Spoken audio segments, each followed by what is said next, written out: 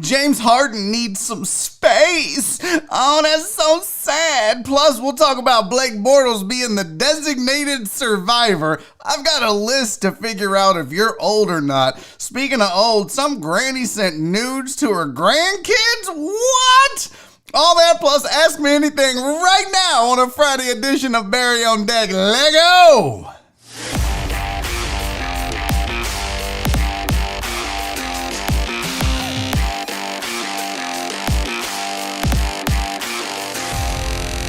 Live from the BiffNet Studios World Headquarters in Spring, Texas, it's Barry on Deck, hosted by former ESPN Houston radio host and stand-up comedian Barry Laminack, starring Oliver the Cat, written by Barry Laminack, produced by Barry Laminack, directed by, you guessed it, Barry Laminack, featuring sports, entertainment, special guests, film sessions, and some drinking. Okay, a lot of drinking. Viewer discretion is advised. And now, here's your host, Barry Laminack. What's up, you damn dirty deckheads? Welcome to Barry on Deck. Happy Friday to you. I'm your host, Barry Laminack. Thank you guys for being here. It's a Friday edition of the show, and we have a shit ton of fun headed your way. This is episode number 147. Today is December 4th, 2020. It's 2:03. Never mind the fact that I always start like a minute late. I always forget one goddamn thing per show where I'm like, oh shit, I gotta pull up my zipper. Who farted in here? It's always something right when the show starts. But we get started and we are okay. Thank you guys for being here. Lots of fun ahead. I'm looking forward to this show because one of my favorite things to do now, not only because it's lazy and I don't have a lot of prep work, but the Ask Me Anythings. Those are so fun for me. So we're going to do one today on Friday. That should be a good time. I feel like that shot's a bit tight. Hello, producer Barry here. We need to back the shot up on camera one. That's weird. All right. It's a Friday. There's a lot that goes on Barry on Deck. If you're a new deckhead, welcome. Thank you for being here. If this is your first Friday, buckle in, bitches. It's about to get weird. I pull my dick out. Just kidding. I never have once yet done that. Now, if we keep drinking like I've been drinking on this show, that might happen. Speaking of that, we're going to get to the chat here in just a second, but before we do that, it is Friday, bitches. Y'all know we drank. Look, Nora she gave me the stir, but she put it in upside down. I don't think you put the ball in. I think does the ball go, that's a good question. Does the ball go up or into the drink? I feel like it doesn't go. I feel like that's the handle. It's like a little alcoholic pimp cane. That's the handle for the ball. I don't know. Anyways, we're drinking. We do it ASMR style every Friday. That's how we drink on this show. So let me get the microphone in position here. I'll move it over here, even though I can't see. Here we go. All right. First things first, let's get the crown in. Oh, yeah. Oh, God. Who's getting hard already? Huh? Oh, jeez. Oh, jeez. Oh, jeez, Edith. Look at that. Look at that. Look, that's what we're rocking today. All right? Hold your ears, kiddos. Oh, that sounds so sexy. So sexy. Oh, yeah. Who's got to pee right now? Tell the truth.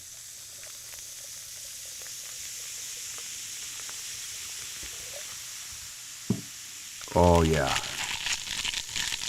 You dirty bitches. You're so naughty. All right, there it is. There. Oh, shit, I got some on my keyboard. I don't really have a thing here. If this disconnects the show, that's my bad. That's on me. Oh, no, I think I didn't disconnect anything there. All right. So here's the deal, though, today, okay? No shots, No drinking other than this one because, Brandon, do you want to tell him why? Santos, do you want to tell him why? I'm actually performing at Brandon Martinez's wedding tonight. I've got to be in Dickinson by 6:15-ish, which that's a goddamn hour and 15 minutes away with no traffic. This show ends at 4. I'm going to be, like, I'll probably have to poop after the show. It's going to be a tight one. So definitely no drinking. No one's getting me drunk today. That is not a challenge. That is a mandate and an order. I shan't be drinking for this entire show. Speaking of shan't, let's get to the chat. First in the chat, I hate to say this, but you guys, that's all extras we don't need just yet. House is back.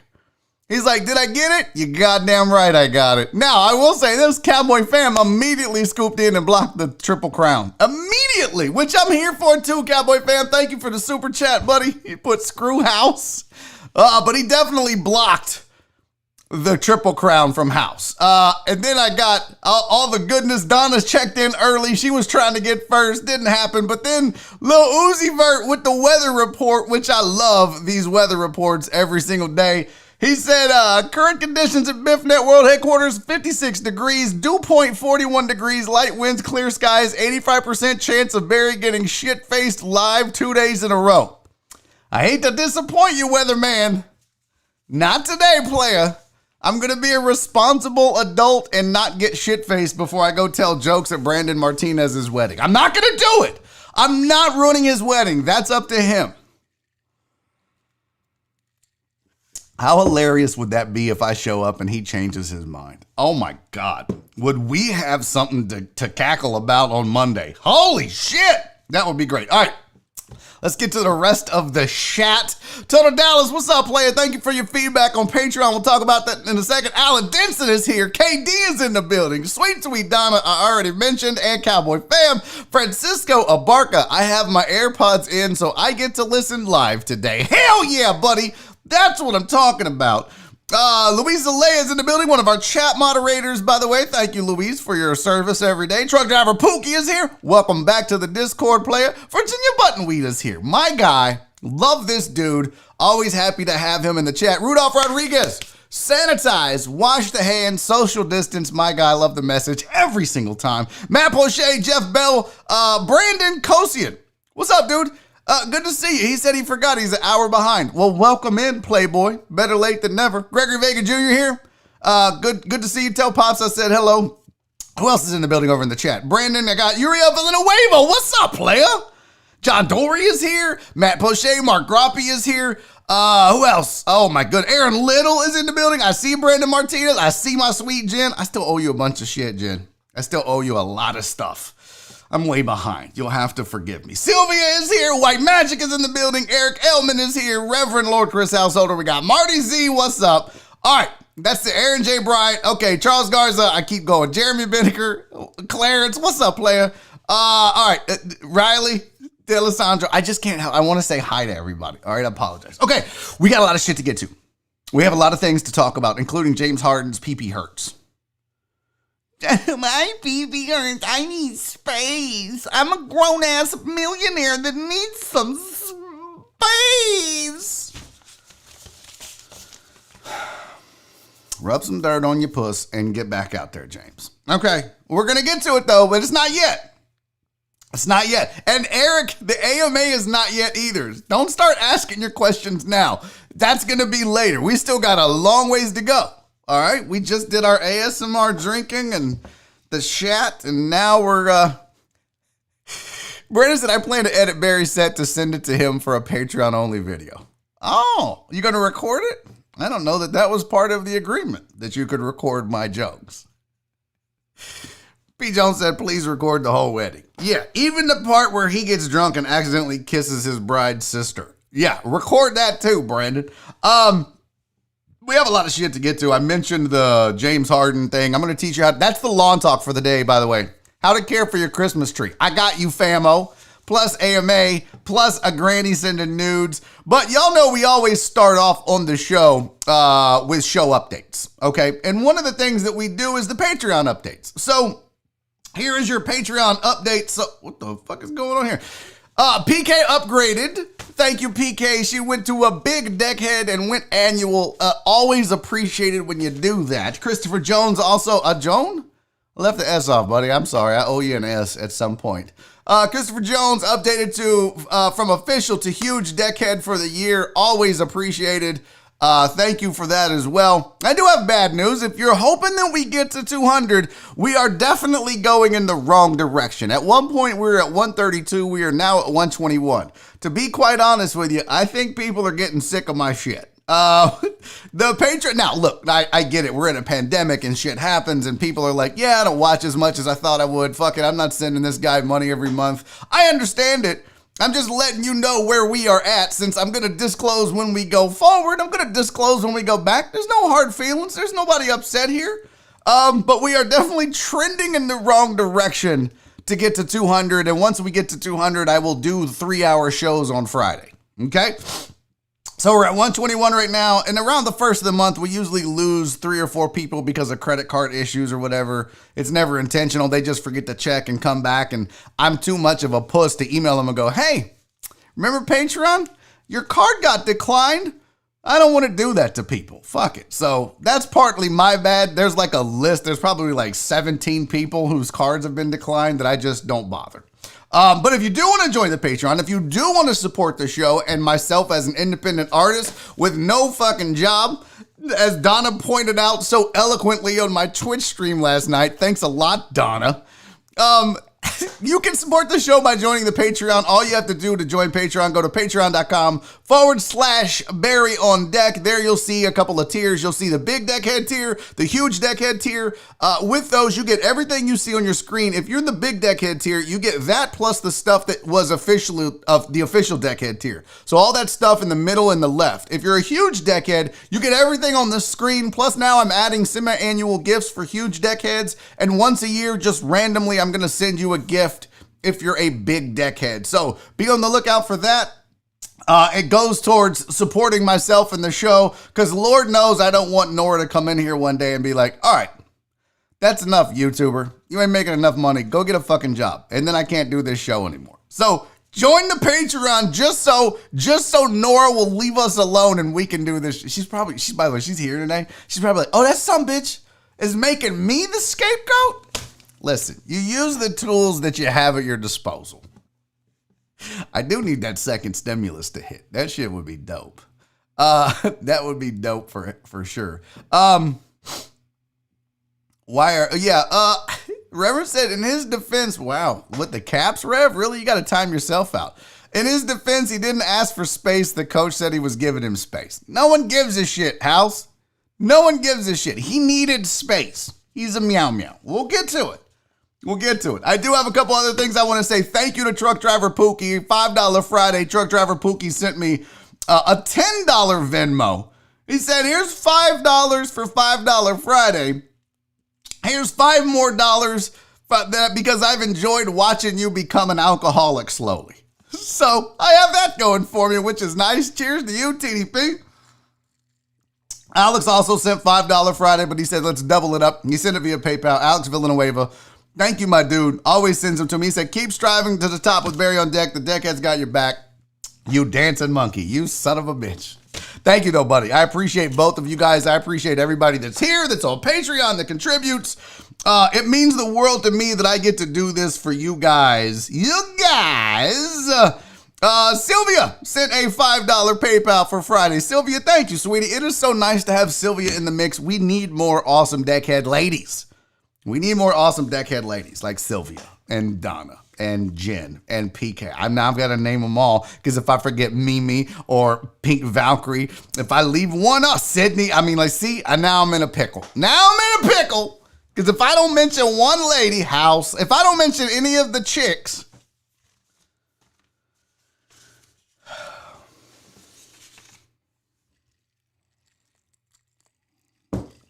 I'm in a good mood. I don't know why. I didn't get any sleep last night. I fell asleep at about 5:30, 6 o'clock in the morning and woke up at about 10 o'clock. I did forget Rach, and I love Rach. See, this is what happens. Now everybody's going to be like, oh, you forgot. Fuck, I know. That wasn't the point. The point wasn't to make sure that I mentioned every female deckhead. It was just saying we need more of them. And then Sylvia. And what's up, Chris Pelt? What's up, Josh? What's up, underrated mess? Nothing happened. Not House. His PP works now. Oh, that's true. House does. He got fixed, ladies. House got fixed. So, no, I didn't get any sleep, so I should be super tired. But I think there's so much going on, and there's so many ideas that I have for the show and for next year and for marketing that I'm so excited. Plus, I'm a little overwhelmed. I've got this telethon that's happening next week on the show. I'm going to do a Saturday show on the 12th. So that's going to be dope as shit. Look out for that. We've got some really big things popping on that. We got a team of 7 of us working on that. We're going to raise some money and buy some gifts for kids that don't have much, if anything. And you guys are going to help us do that. It's going to be amazing. We're going to have cool auction stuff. We're going to have giveaways. We're going to have contests. It's going to be a lot of fun. See? You see? I knew it. See how this works? You get all caught up. Do you know how many goddamn ladies there are now, CC? I can't believe I left CC off. She's fucking amazing, too. She's the queen bee. She's had COVID. I fucked up, CC. I have sinned against you, my Lord. Y'all remember that? Y'all remember that dude? Fuck that dude. Oh, ragged ass. He was out there getting ass, and then he's like, my bad, Jesus, my bad. We are doing big shit, Jen. I'm so pumped about this. Y'all are going to love this telethon, and I'm going to ask all of y'all to give a shout out when it's over with to everybody that is busting their ass to make this telethon badass. It's going to be killer. We have a great group of volunteers. The deckhead stepped up once again. Jen, Clarence, Donna, Chris Householder, and Penguin Katie are volunteering to help me and Jerry Bow pull off this badass telethon. I can't wait. It's a week from tomorrow. It's an official Barry on Deck show. So today is 147. Next week would be 52? So episode 153 will be the telethon. It'll be on a Saturday. So put that shit on your calendar and let's buy some kids some Christmas gifts this year that otherwise would go without. And when I tell you gifts, they want stuff like socks. It's heartbreaking, you guys. We're gonna change lives. We are really going to change lives on Saturday. So get ready. And this will be the last time I ask you to donate to charity for a while, okay? I'll leave you alone, but we're just doing so much good. Not a telethon. No, Walt. It's not I will not be in a telethon. It's not happening. It's not happening. I might challenge somebody if they send $1,000. I'll do a whole hour topless. A whole hour topless.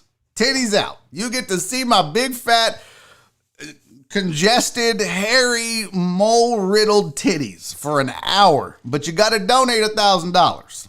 And that would be worth it for both of us. Donna said, nope, that's okay, Barry. No, I'll show the titties for $1,000. Everybody has their price, Donna. Donna, you would show your titties for a certain amount of money. Don't even sit there and act like you wouldn't, Donna.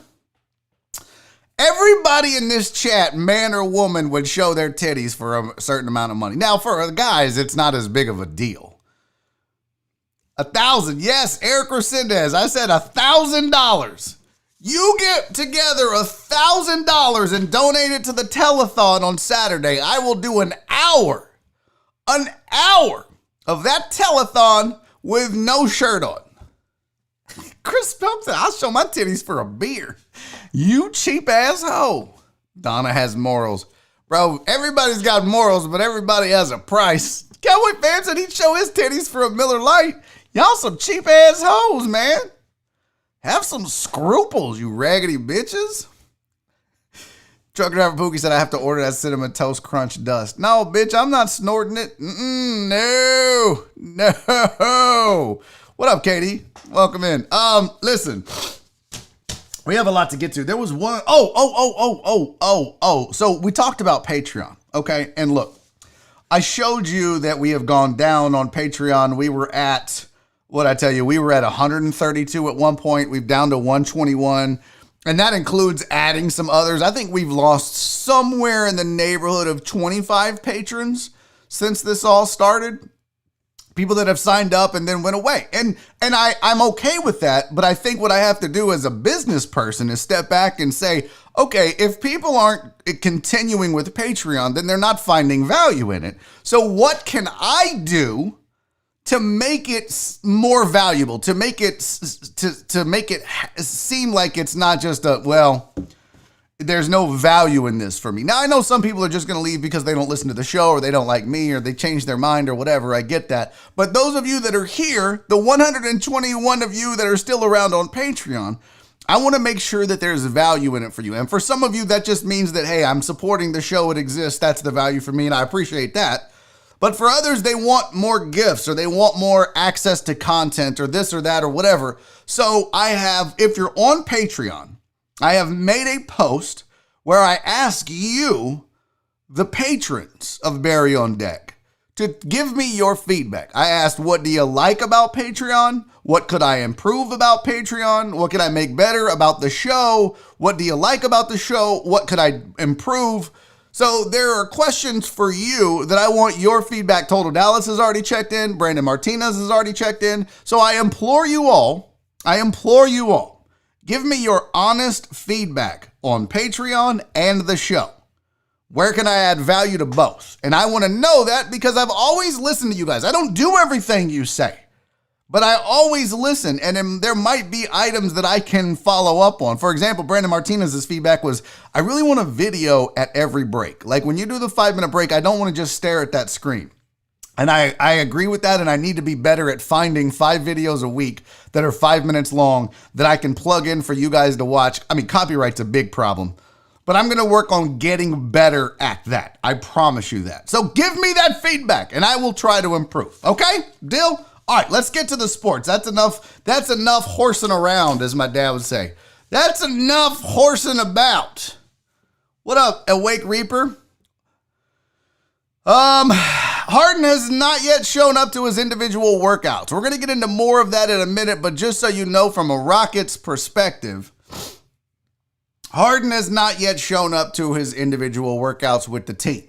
Nick Saban has been cleared to be on the sidelines for the Bama LSU slaughter. I'm sorry, folks. I'm sorry, Tiger fans. I'm sorry, Donna.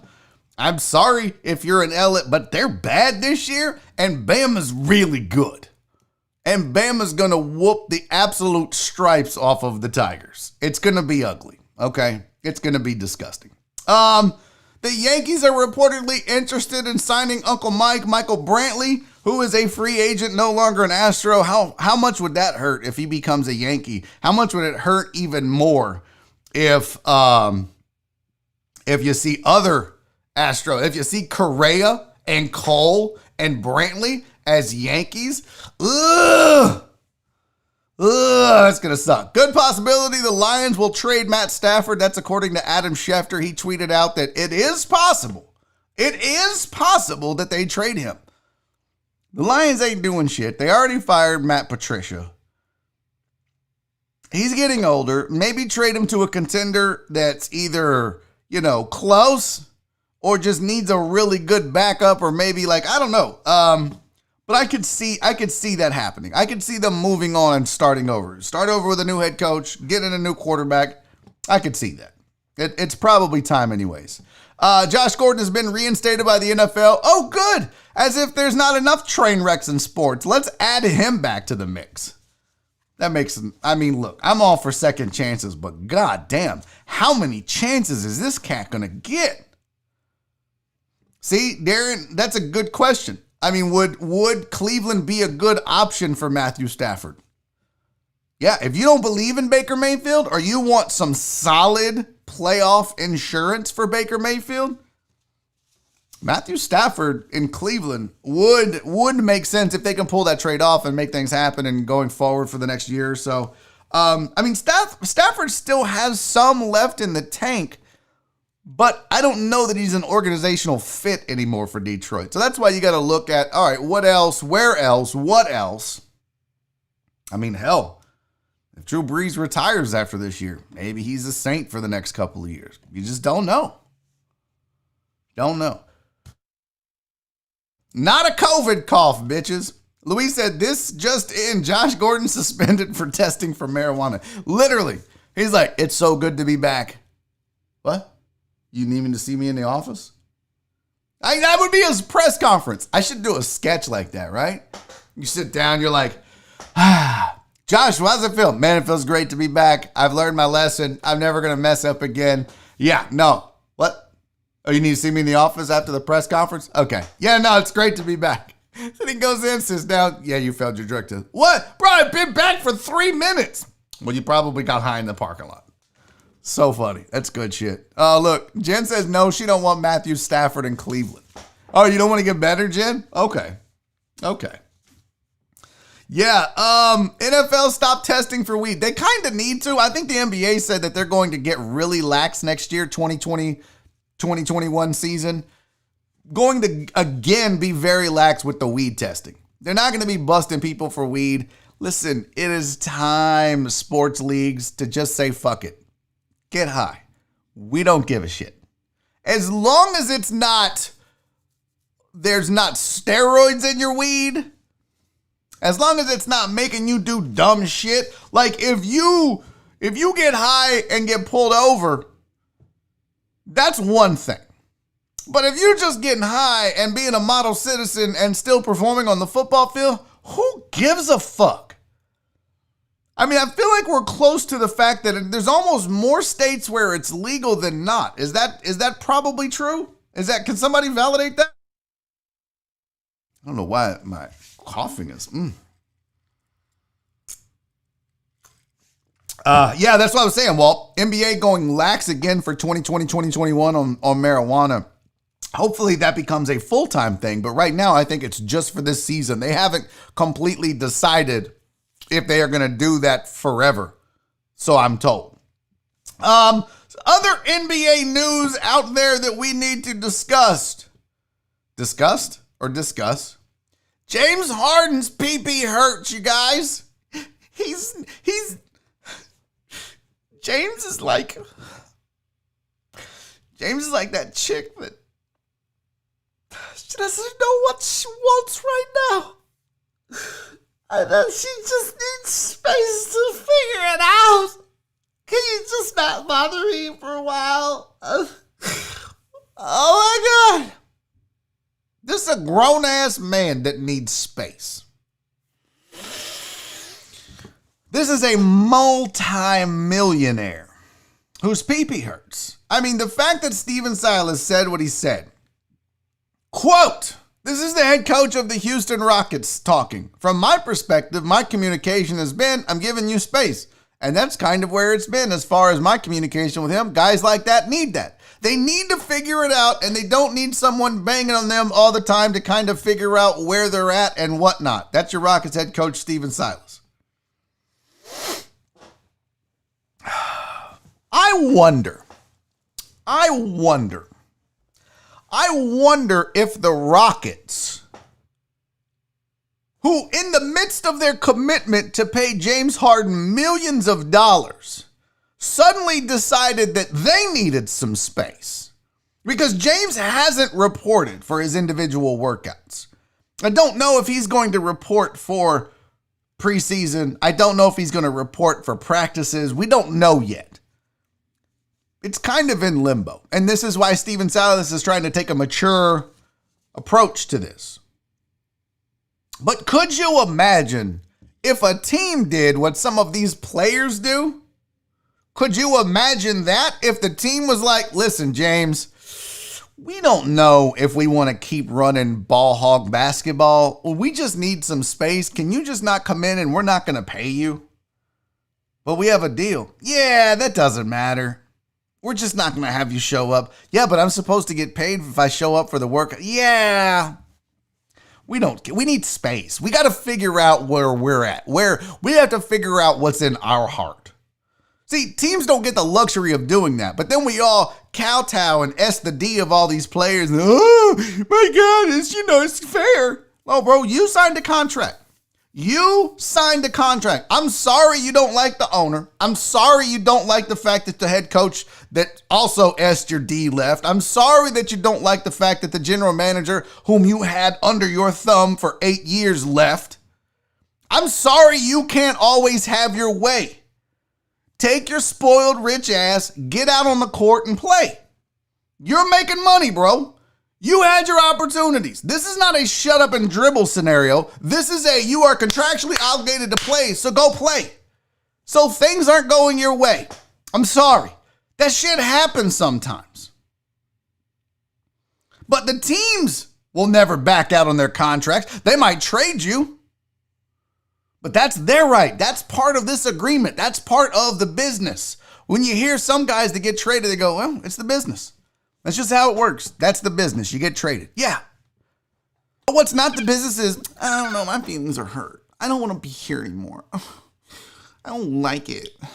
I may have to share the ball. Oh, that's so unfair. Now I'm not going to win a scoring title for a 4th year in a row and cement my legacy as the greatest scorer of all time. This sucks.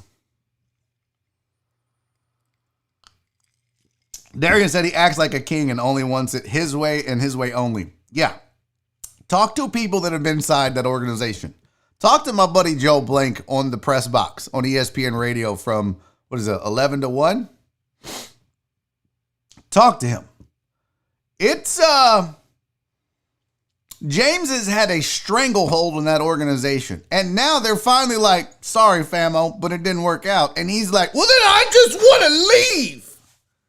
I would make his ass play through every goddamn second of that if I could. Seriously. I would be like, bro, you don't get to dictate how this franchise gets run into the ground. We're going to run it into the ground, not you. Katie said you don't have to go early if it isn't mandatory. I understand that.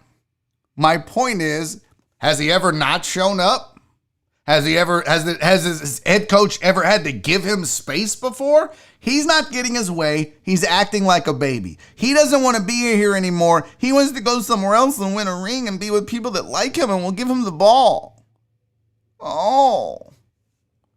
Man, I don't give a shit, bro. I don't care. And I couldn't imagine for one single second if the Rockets were doing this to him. Do you realize the outrage and uproar there would be across the league if a team acted like this with a player? Because it's happened before. That's not fair. That's not fair. What's up, Leslie? Good vibes to you. Good vibes to you, Leslie. Thank you for being here. No, Joel, look, hashtag Houston. Joel is not scorned towards the Rockets. He didn't like certain people within the organization. One of them is no longer there. One of them is. But his hatred isn't towards the organization, and that's the thing you have to be able to separate. And yes, I busted Joel's balls a lot on the radio about how much he hated the Rockets. That was for fun. There are people there he hates, don't get me wrong. But he's also pretty analytical and has a lot of insight into how that organization is run. And when he tells you, and I tell you, that James Harden ran that show, ran that place, that's a fact. That's not coming from a place of hatred and a disgruntled employee. That's just a fact.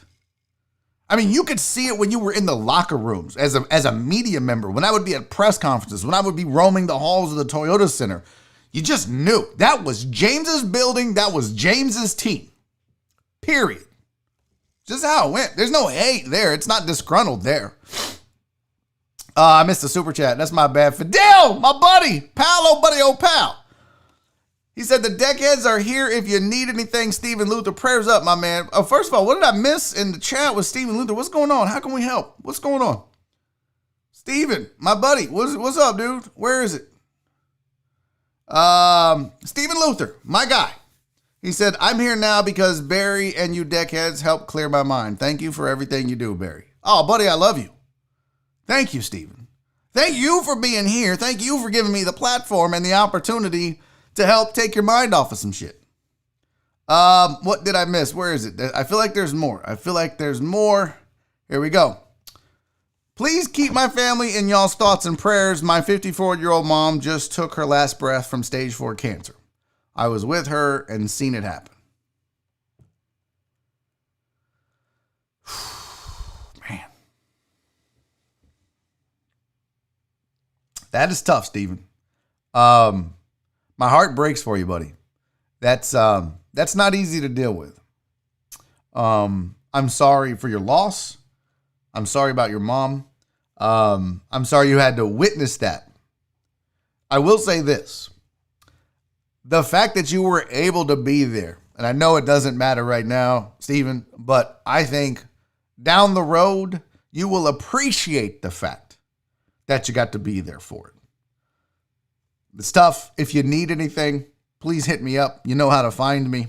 You know how to find the deckheads. We're all here for you, buddy. And it sucks, and I'm sorry. I'm terribly sorry for your loss. So I'm glad you guys brought that to my attention. I missed that. Yeah, stay strong, dude. That's heartbreaking. Oh man, just tears me up every time. I wish I could save all of you. I do. I wish I could save all of you. I wish I could prevent these things. Just tragic, man. I'm so sorry, Steven. All right.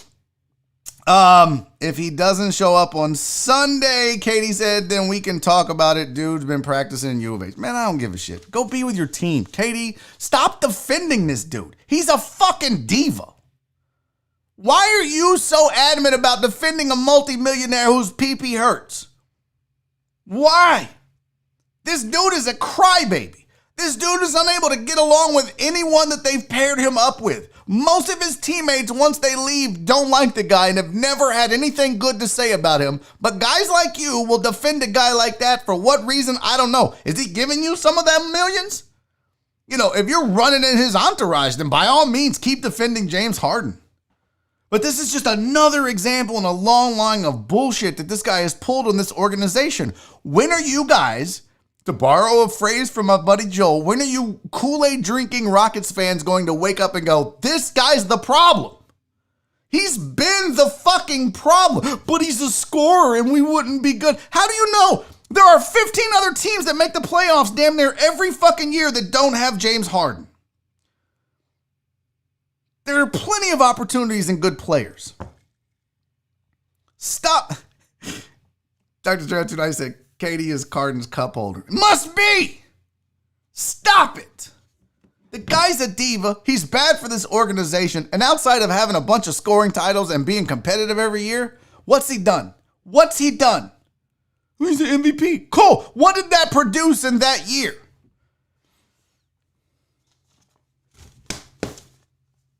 Sam Cassell has more championships than James Harden.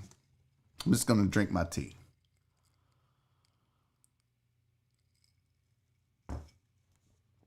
Now we got a new screw KD. Hell yeah! Let's get that heat off the house and getting on that ball washing ass KD. I love you, KD. All right. Speaking of big mistakes, let's get off of James Harden for a second. Let's talk a little bit about the Golden State Warriors.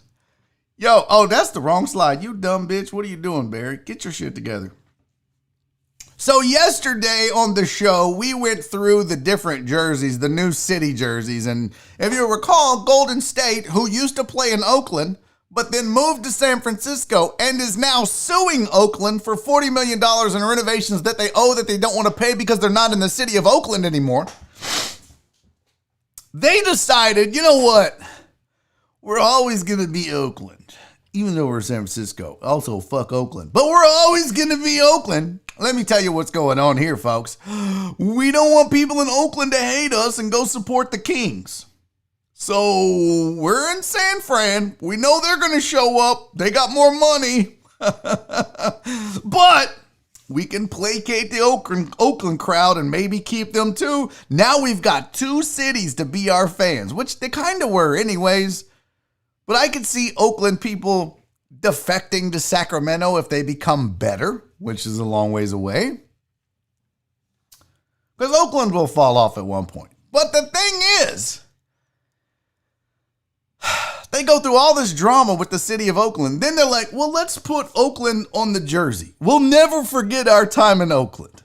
I mean, this is literally like, I'm breaking up with you, but I'm going to keep your picture in my wallet. Because I'll never forget all those times I made sweet, sweet love to you. What?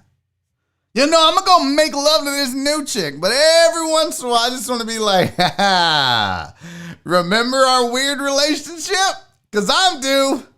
So they make the Oakland jerseys, but then they double down. And these doofuses go out and put Oakland on the floor of the Golden State Warriors who play in San Francisco. They put Oakland on the floor. Oakland forever, they say. What kind of dumbass, who in this organization didn't stop and go, look, this is how it goes down. They're like, all right, everyone have a seat. Everyone sit down. We're here for the floor decorating committee meeting. We have Mr. Golden State, Mr. Warrior. You guys will sit down. Listen, I'm thinking we put Oakland on the floor because fuck Oakland. We don't want to pay them. We shit changed them. We left. We're in San Fran, but we don't want to make them mad. So we should totally put Oakland on there. And no one in that room went, it's kind of a bad idea. I think they hate us right now. Maybe we should ease into it. Like we just broke their hearts. It's just like a breakup, you fools. You don't break up with and then call your ex the next day and be like, hey, can you help me move? You don't do that. Not Oakland's stupid ass. They put it on their floor for all the world to see. And everyone, or not Golden State, I should say, and everyone in Oakland is losing their shit because of it. It's so stupid. Let me tell you what this would be like. Let me give you an example, because some of you are like not processing this. You're probably watching this going, what's the big fucking deal? It's a floor. Let me tell you exactly what this would be. Imagine for a moment. Imagine, if you will. What's up, Steven? Imagine, if you will, Bud Adams and the Houston Oilers load up their vans and drive to Tennessee. And they get out at their shiny new stadium and they walk on the field, and in the middle it says Houston. They don't give a fuck. Well, we're always going to be Houston in some way, but also fuck Houston. We're in Nashville now. How would you feel as a Houston Oiler fan? You would be like, fuck you, bud. Don't put our city's name on your raggedy ass turf. You just fucked us out of a sports franchise. Gather up all the paint and stuff that you used to make that and wad it up in a ball and shove it up your owner ass. Get out of here. That's the equivalent. They just went to Nashville and put Houston on the 50-yard line of Titans Stadium or whatever the fuck they call it. It's stupid. It's really bad. It's really, really bad. Jen knows she saw the Browns leave to Baltimore. Could you imagine if they'd have put Cleveland? Just makes no sense. It just makes no sense. And I feel like the chat is getting after KD. What up, Christopher Jones? He said, late to the show, but is this the dark red backdrop and tree of Barry on Deck Christmas hellscape? Does it look like hell back there? I thought it was kind of Christmassy because, I'm trying to match the red with the red, but now you got me all. Is that better? Is that better if I add some green to it? Does that make it not look like Christmas hell? I wish the bulbs on the tree were like a white or something like that. Is that better though? Christopher Jones? Luis said, is that a bigger fuck you to Oakland or San Fran? I'd be just as mad if I was from San Fran. No, it's definitely, look, here's the thing. Hello, Tony. It is an honor to have you here. Okay. Everybody's like, much better. Why didn't you bitches say something earlier? Everybody just let me go through Christmas hell. Listen, everybody's like, I would be more mad if I was in San Francisco and they put Oakland on the court. I mean, if you're banging if you're the new girlfriend or you're the new boyfriend and you're banging the person, you don't care that they maybe have a picture of their ex in the wallet. You're the one hitting that. You're the one that's got that one on lock now. You're the one that has that dude or that chick under lock and key in that relationship. You don't care. I mean, some of you might because you're jealous, but most of you won't. I mean, if I'm Oakland, I'm upset. Fact. Real quick, somebody had mentioned this and I wanted to get to it, but we talked about the fact that yesterday I mentioned LeBron James signed an extension for 2 more years. Adam Silver has discussed the fact that the NBA might be reversing course on letting players play straight out of high school. Well, guess what? This extension could allow LeBron James and Bronny James to play in the same league at the same time, because Bronny could be able to come to the NBA straight out of high school. No guarantees it would be the Lakers, but wherever it would be, guarantee you LeBron James is going to go there. Guaranteed. I play for the minimum. He's not going to care, which I don't think should necessarily be the case. It would be kind of dope to see them play against each other and not on the same team. Like, let that man live his life and be his own superstar. You don't want to be in the shadow of your dad, right?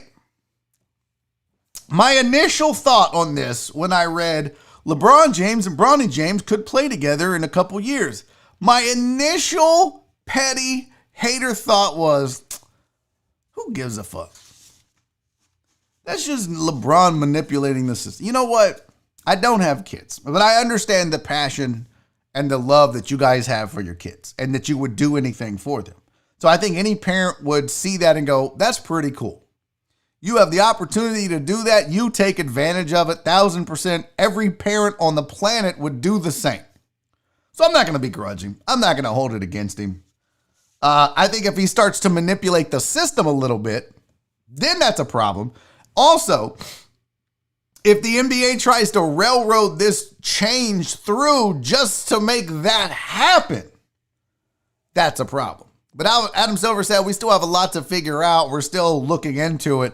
Okay, cool. But you better not push it through just so that LeBron gets to play with his kid. And oh, what a fun story for marketing. Listen, we don't need that. Don't sacrifice the integrity of the game or the league to make LeBron James happy. That's all I'm saying. Wow, are you guys still arguing about James? I'm here for it. Go on, chat. I'm going to do this show. Y'all keep arguing and tell KD how fucking wrong he is, because he's wrong as fuck. One more sports thing, and then we'll move on. I'm done with sports. I don't want to talk any more goddamn sports today. I'm sportsed out. I'm sportsed out, people. But Blake Bortles is the designated survivor. Did you hear about this shit, chat?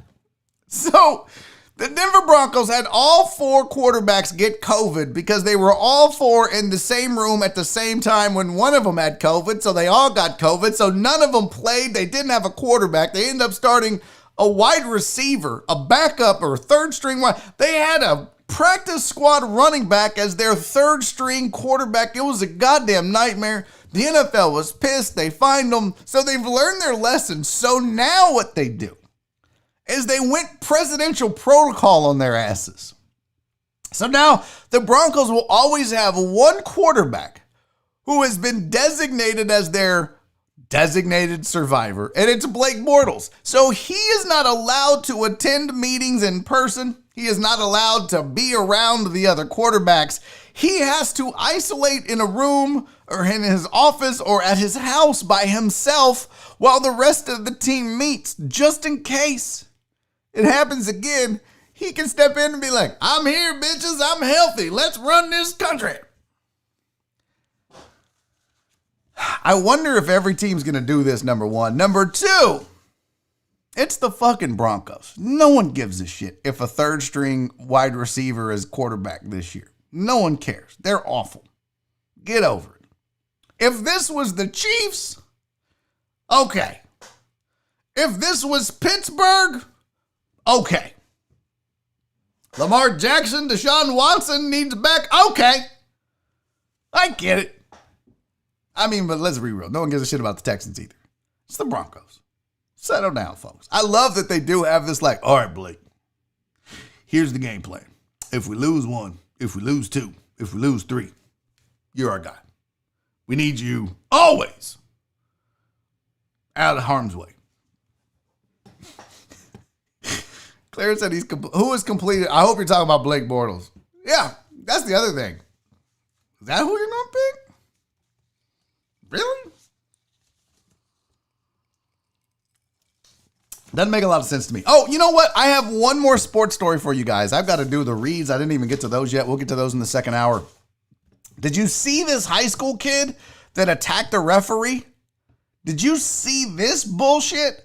Somebody failed as a parent. Look at this shit. So this kid, I'm going to give you the deal. So this kid gets ejected from the game, right? He had just pushed down an offensive lineman, tackled the quarterback after the play. Both of those happened at the same time. So right now the referee is ejecting him. There he goes. He gives him the thumb. He's out of here. He gets ejected. Everyone's like, yeah, he should be because this is bullshit. This is Texas high school football. So the referee's like, all right, let's get this game going. What the fuck? Bah! Oh, you raggedy bitch. This kid, he is a kid. I have to be careful here. This kid runs out on the field after being ejected for not just one dirty play, but two. He runs out on the field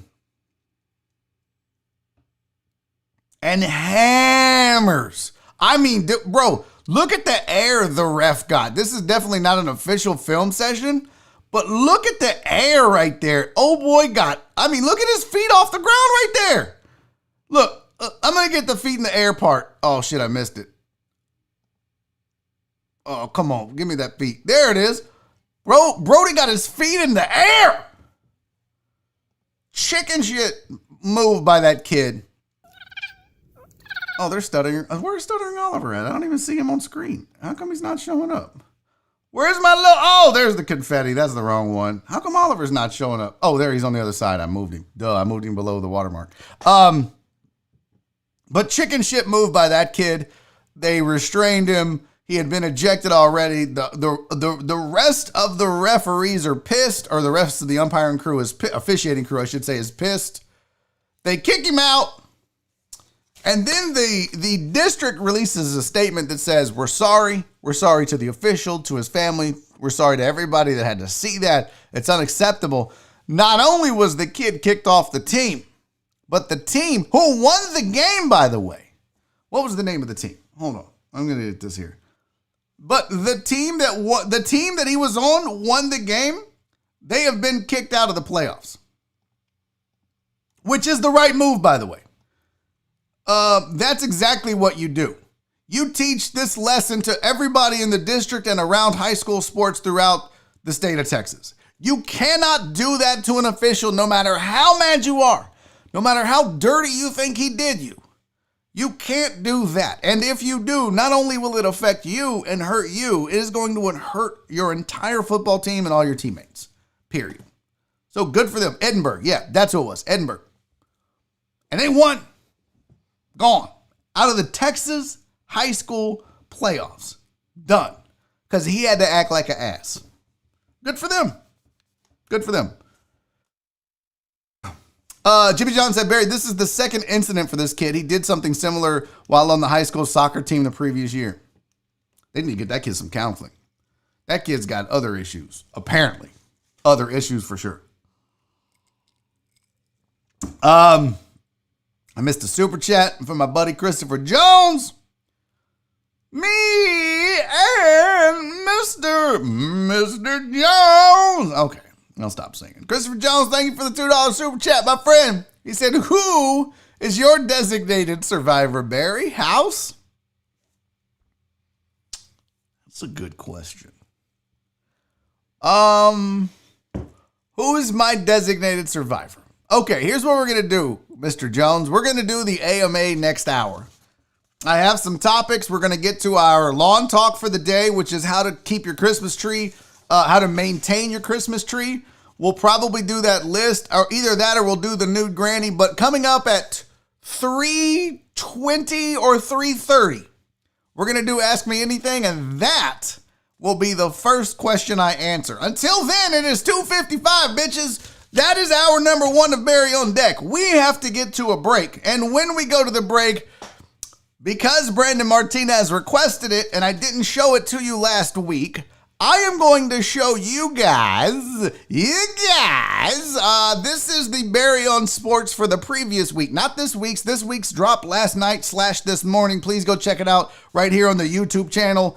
If you haven't subscribed, hit that subscribe button. Make sure you click the bell and turn on notifications so you'll know when I drop a Barry on Sports. The funniest 3 minutes in sports. Guaranteed to make you laugh or I'll double, no money back. Zero. Zilch. You're not paying for it. It's goddamn free.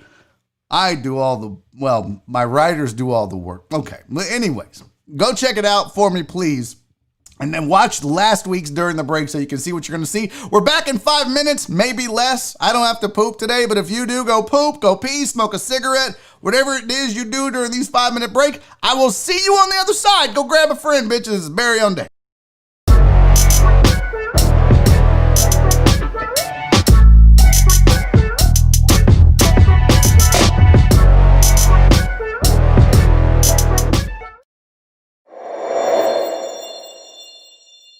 I'm Barry Laminack, and this isn't what happened in sports. Let's start with the NFL, where for the first time in 6 years, the Houston Texans opened their $48 million roof, which is the only good move coming from upstairs. Sadly, that roof is the only part of the team providing coverage. $48 million. It's the worst investment since the team itself. The Raiders were heard calling a James Harden audible during their game against the Chiefs. That's a play designed to run to the strip club. Eagles head coach Doug Peterson said the wrong message would be sent if he benched Carson Wentz for the rest of the season. Although, to be fair, the current message of "we're okay with losing" isn't great either.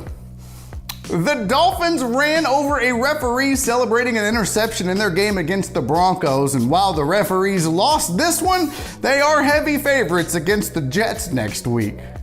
Joe Judge fired coach Mark Colombo after the two got into a fist fight. Now, I don't know that I'd be fighting Colombo. During his playing days, dude was listed at 6 foot 8 inches tall and weighed 320 pounds. It's rumored Judge ate a couple of shots on the way in and then Colombo ate Judge. Despite Texas passing 1 million COVID cases, Jerry Jones is allowing more people into Cowboy Stadium for games. Afterwards, fans will need America's team of doctors. In other sports news, the head coach of St. John's Catholic Prep football team, Darrell Hayes, recently suffered a heart attack during halftime of his team's 53-0 loss, but he still coached the rest of the game before finally going to the hospital. Things got so bad in the second half, the crowd started the wave goodbye. There was a Hail Mary during the game, but it was from a priest and not the team.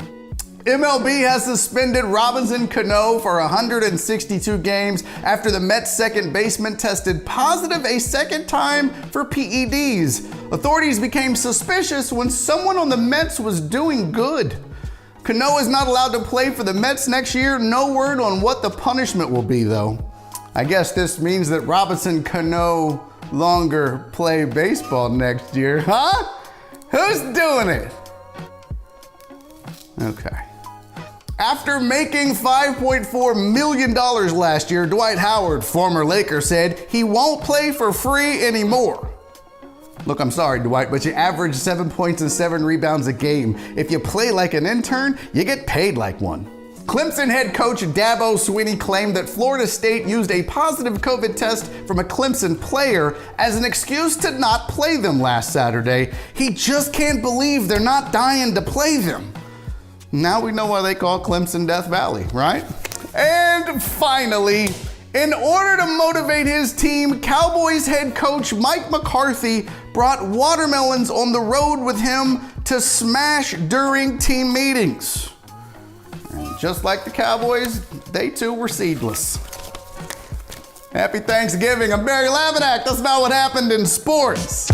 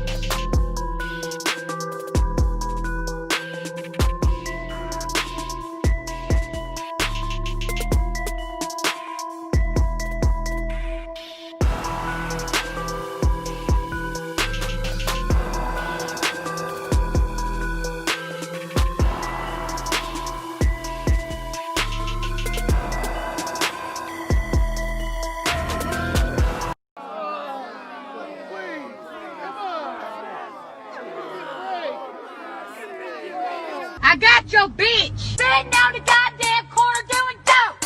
Sitting down the goddamn corner doing dope. Sitting down the goddamn corner doing dope. Corner doing dope. They are to be ashamed. Sitting down the goddamn corner doing dope. Sitting down the goddamn corner doing dope. Sitting down the goddamn corner doing dope. Corner doing dope. Goddamn right, bitch. Look at here. There you go. They're out here sharing marijuana. Look at here. There you go. The same old nasty ass people from last week. Corner doing dope. Corner doing dope. Corner doing dope. Corner doing dope. Goddamn corner doing dope. Corner doing dope. Corner doing dope. Goddamn right, bitch. Sitting down the goddamn corner doing dope. Sitting down the goddamn corner doing dope. Sitting down the goddamn corner doing dope. Corner doing dope. Dope. Dope. Goddamn right, bitch. Goddamn right, bitch. Goddamn right, bitch. Goddamn right, bitch. Corner doing dope. Corner doing dope. Corner doing dope. Corner doing dope. Corner doing dope. Corner doing dope. Corner doing dope. Corner doing dope. Sitting down the goddamn corner doing dope. Sitting down the goddamn corner doing dope. Sitting down the goddamn corner doing dope. Corner doing dope. Goddamn right, bitch. Look at here. There you go. They're out here sharing marijuana. Look at here. There you go. The same old nasty ass people from last week. Corner doing dope. What's up, everybody? Welcome back to hour number 2 of Barry on Deck. I am your host, Barry Laminack. Thank you guys for sticking around through the break. Hour number 2 is upon us. I hope you enjoyed the video. I hope you enjoyed the Oliver dancing. He did not appreciate that at all. Got hair all over me and shit. I said, though, I hadn't had him on the show in a while. I had to make an appearance. Marsha said he's so tolerant. He really is, Marsha. I wish y'all could see how this cat... I'm going to show you a picture. Oh, PK! Thank you for the $5 Friday, sweetie. And thank you to Jennifer for the $5 Friday. She said you the man. But I'm loving me some Jerry Bow. Oh, he's the best. Don't get it twisted, Jen. Jerry Bow is an amazing human being. This is why we partnered together. You know what I'm saying? Like, when you spot good people that represent the values that you represent as well, and they hustle and they work hard, that's Jerry Bow in a nutshell. And I'm glad. Look, Jen, if there was anybody that this show and the people that help and support this show would partner up with, and I would be happy about it, it would be Jerry Bow. So I'm glad to see that you are getting along. That means a ton. I'm happy to hear that. So just don't leave me for him, Jen. I need you. I need you. Don't go, Jen. Anyways, Joe Pro, thank you for the $5 super chat, my friend. I got your bitch. No shots, Joe Pro. I promised because Joe Pro, I have a good reason. I have a good reason why I'm not drinking. If you guys noticed, I had my one mixed drink and I'm back on Diet Coke.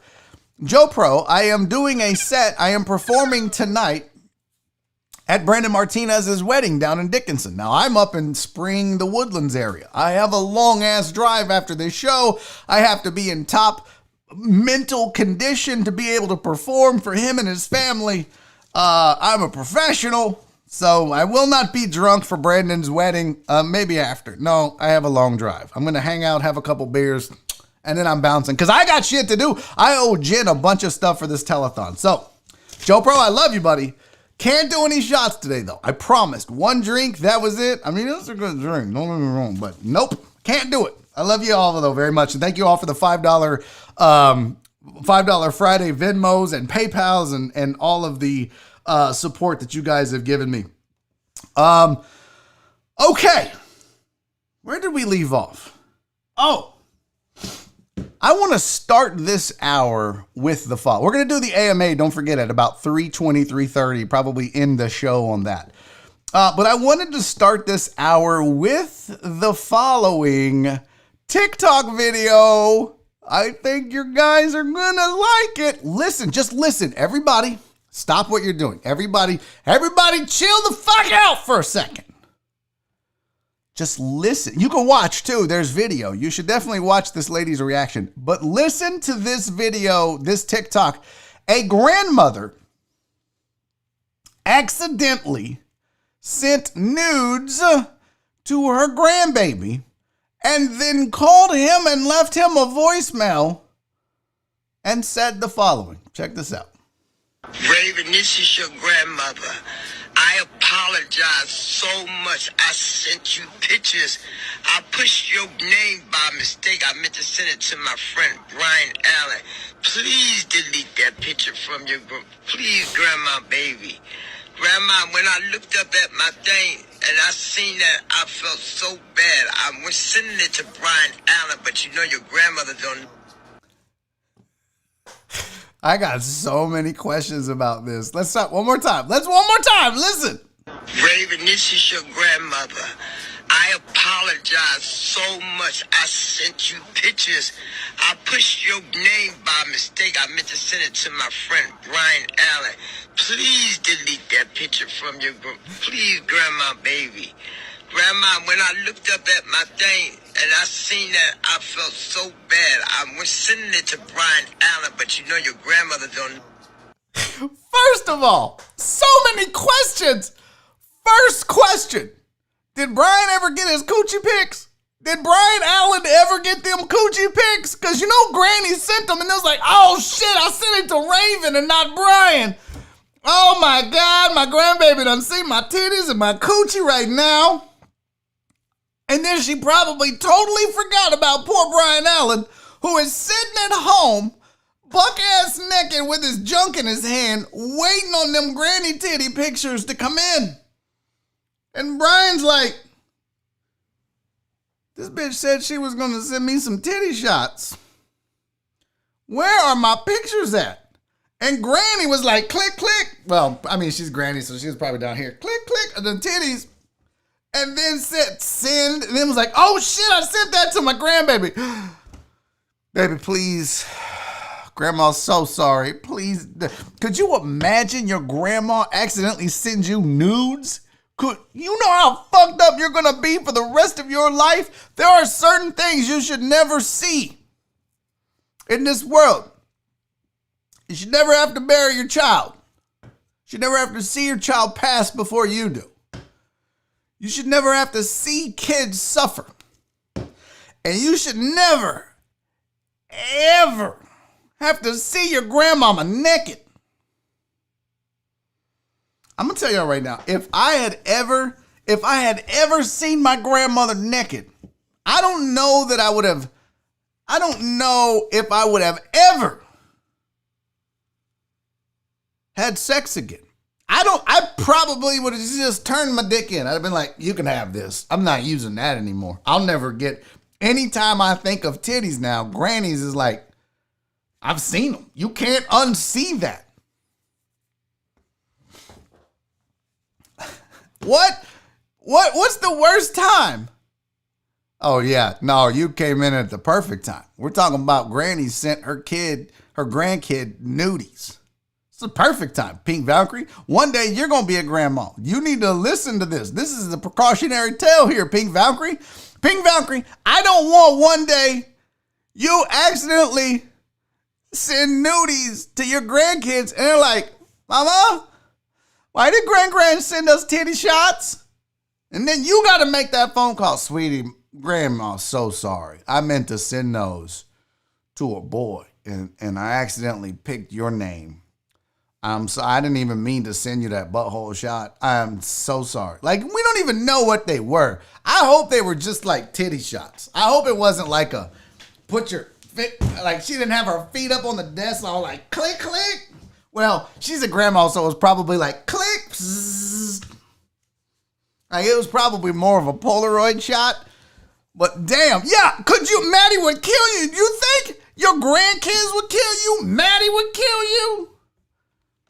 This is a precautionary tale, Pink Valkyrie. You're here at the right moment. And this is what y'all get for being dirty, okay? I don't know whose grandma that is. I just feel sorry for that grandkid. Could you imagine? I really want everyone here to stop for one single solitary second. If you're a female, I want you to think about if you ever had to see your grandpa's penis. You just sitting there, minding your business on TikTok, watching funny. Oh, look, they're doing a funny dance. What the fuck? My granddaddy just sent me a dick pic. Think about that trauma. The same is true for dudes. You're probably on Pornhub, so you already on your phone, so you already have your dick out. And you're like, man, why do I keep getting this notices? Stop. And then you accidentally click. Oh, shit. My grandma sent me a fully nude picture with her legs in the air. Oh, god damn. No, I'm here for it though. Now here's the next question, chat. What's up, Justin? Here's the next question. Would you have called? I'd have just left. You know how you hear stories about people that just disappeared? This is probably why. They sent the dick pic to the wrong person. You ever hear like, well, Frank, we've never seen from Frank again. He went out for cigarettes and he never came back. He probably sent his niece a dick pic and he was like, well, that's the end of me. Time to go. I'm telling you, that is the funniest, weirdest, most hilarious shit. Listen, this is real simple. All right, I want to make this abundantly clear to everyone. There is a very simple solution to this. Stop taking pictures of yourself naked with your phone. This is a whole other phenomenon that I don't understand. Never once, maybe once. It was very quick, and then I deleted it because it was like, well, that's embarrassing. There's never any time that you absolutely need to take pictures of yourself naked, dudes or chicks, and then keep them on your phone or send them to people. This is not normal behavior, and it's risky. Luis is like, ladies, do not listen to Barry. Keep sending titty pics. I don't care if you're 73 with great grandkids. Send them raggedy ass saggy titty pics. No, you guys. It's not normal, Chris Reyes. It is not normal to take pictures of your junk. Why? Are you sending them to a lover? She's seen it. She doesn't need to see it. Let me hip you guys to something that dudes think. Especially dudes that maybe are blessed, hashtag. Because let's be real, chat. Dudes with little dicks don't send dick pics. And maybe that's why I've never taken a picture. Okay? So yeah, dudes with small penises. House, could you get your goddamn keyboard under control? What are we doing here, House? What did we get your shit together? You're supposed to be a moderator. You look like a fucking idiot. Get your keyboard under control. No, ladies, not normal. Stop doing it. You're only, first of all, okay, let's have this discussion. This is never a discussion that we've had in public or on this show or on any show I've ever been on. But it's time we had a very frank discussion about nudes. And I'm glad that Granny did it so that we could have this discussion. But I'm going to talk to the fellas first. And then, ladies, I need to talk to you, okay? Fellas, no lady wants to see your dick via text. Also, fellas, never in the history of dick pics has a dude ever sent a dick pic and wooed a lady into settling down. Doesn't happen. 99.9% of the time, they're grossed out. Even if you've got a humongous penis, they may be like, God damn. And then they're like, God damn. Don't do it. There's literally zero reasons to take a picture of your dick and then send it to a female. D-Mata says I mail my pictures. Probably to himself. He's like, oh, look at that. Somebody got some fan mail. No. Do not do it. Now, there is the one exception. If a lady says, hey, let me see what that thing do. If they ask you, I want to be very clear here, chat. If a female asks you, hey, what's up, Big Daddy? Send me a dick pic. By all means, take a picture of your penis and send it. I am specifically talking about uninvited dick pics, where you just randomly fire off a cock shot for no reason to a female. What's up, girl? I know we just met, but bam, here's my dick. Stop doing that. It's fucking creepy, it's gross, and it's never going to work for you. Again, if your girlfriend or your wife says, man, I'm on the road at this sales conference and I sure could take a peek at that pecker, then you send her your penis pictures. But random, uninvited, yes, thank you, Walt. There's one rational human being in this chat. Now, if your wife or your again, but I'm be specific here, Pink Valkyrie. If your wife or your girlfriend asks for a dick pic, by all means. What I am specifically speaking of is, hey girl, I know you just followed me on Twitter, but here's my dick. Don't do that. It's never going to work. Ever, ever, never, ever, ever. And if it does work, don't sleep with that girl. You're going to get something. Ladies.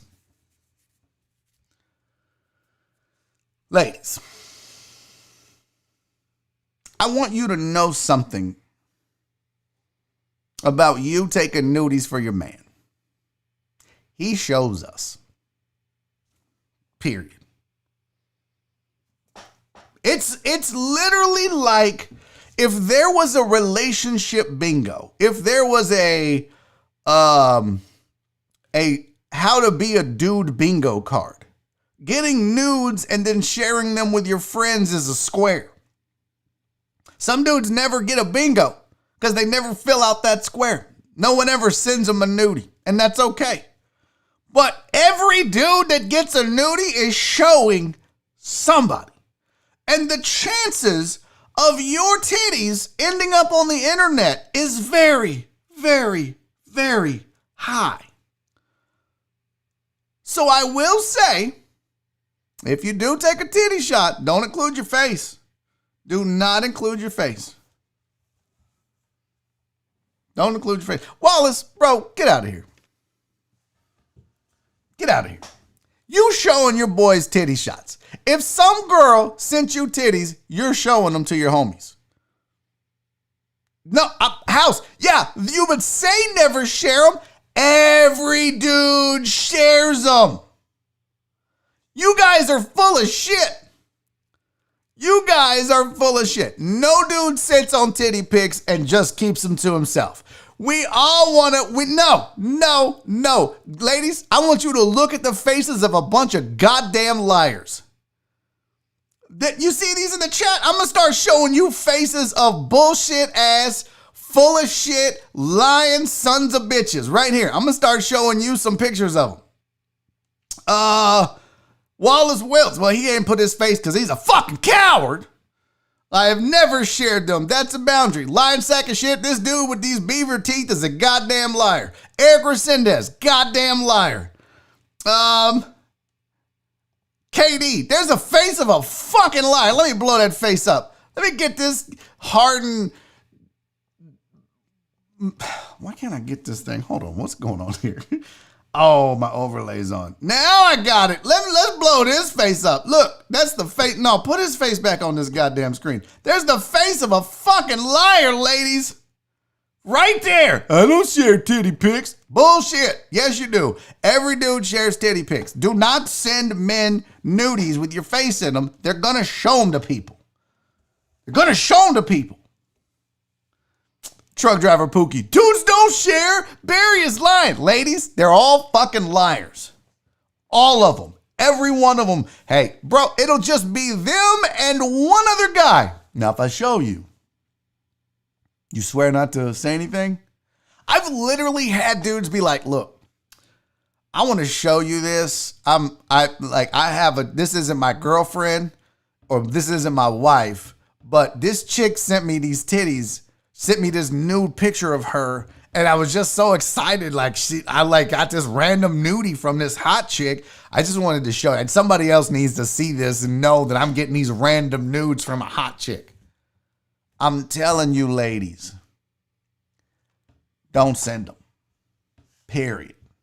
You're welcome. I'm not having this guff. Barry the Snitch Laminack. That's my mom name. Ladies, stop sending the fucking nudes, eh? I'm just telling you. All the guys in the chat can be, and here comes white magic virtue signaling. Get the fuck out of here. Oh, okay. So he said, because at first he was like, no, that's not. I honestly used to show the homies till that shit happened to someone close to me, and then that changed my perspective on it.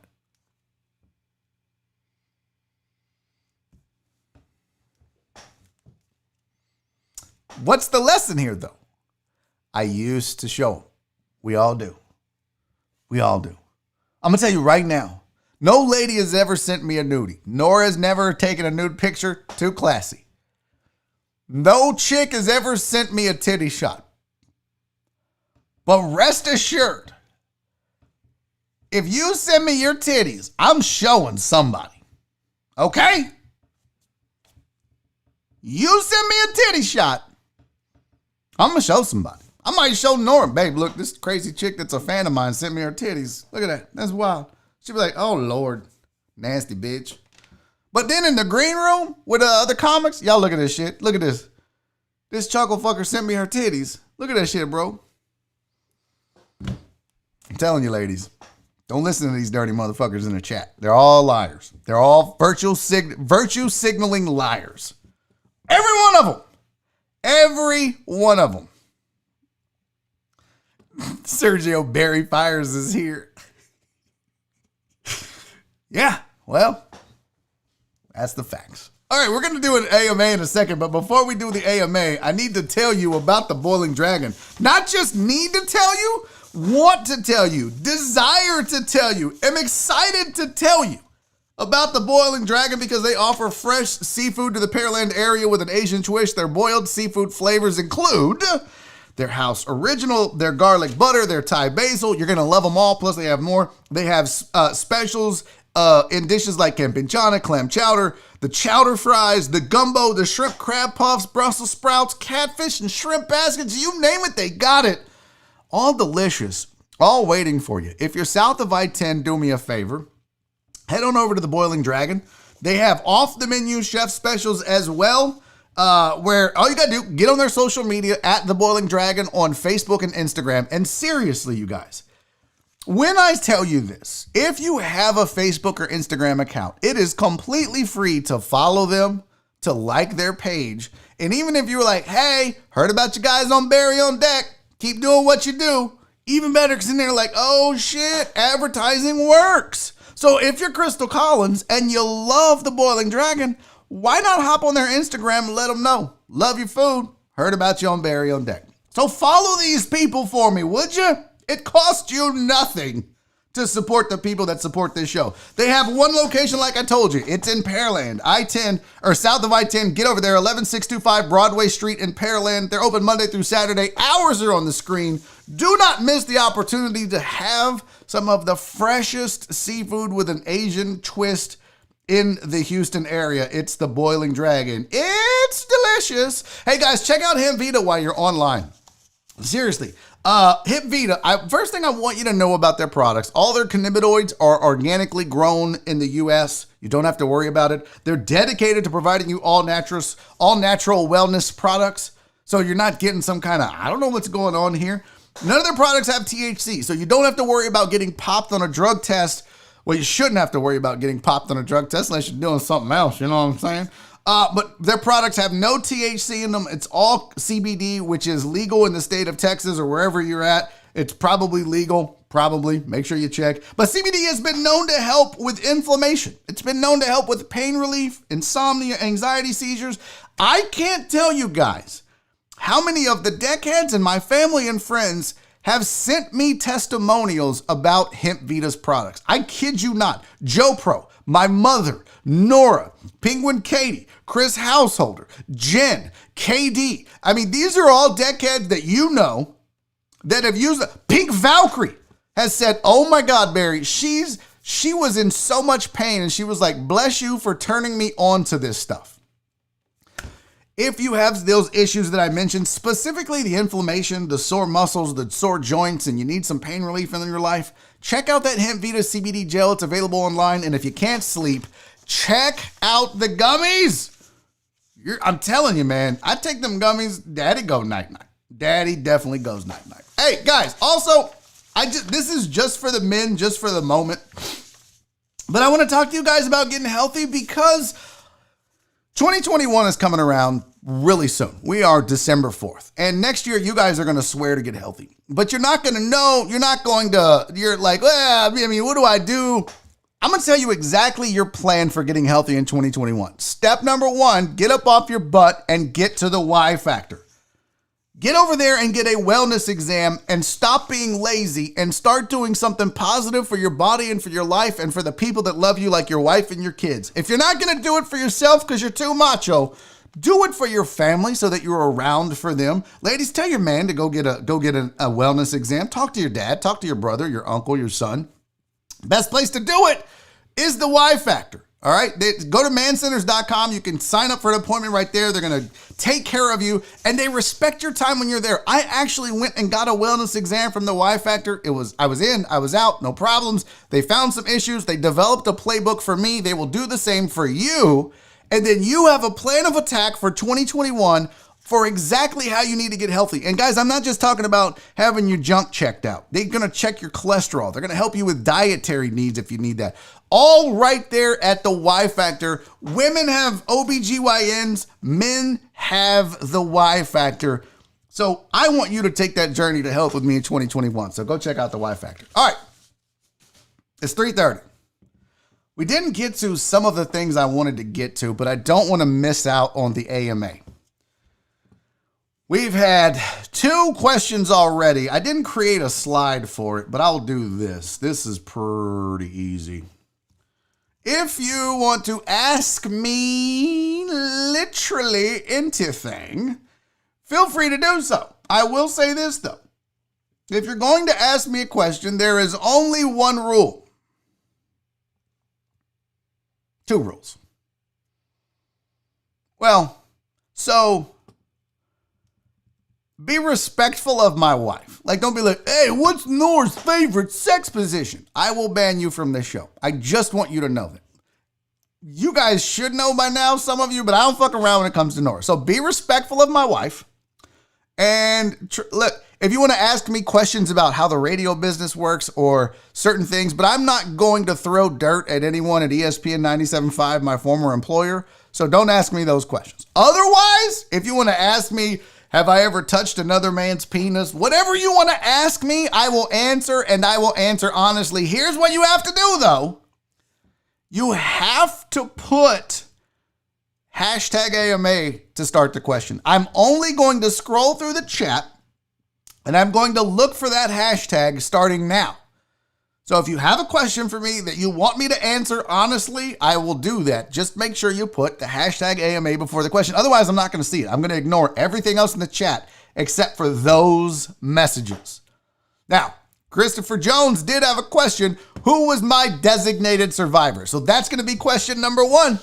And Christopher, the answer is John Wesley. Yeah.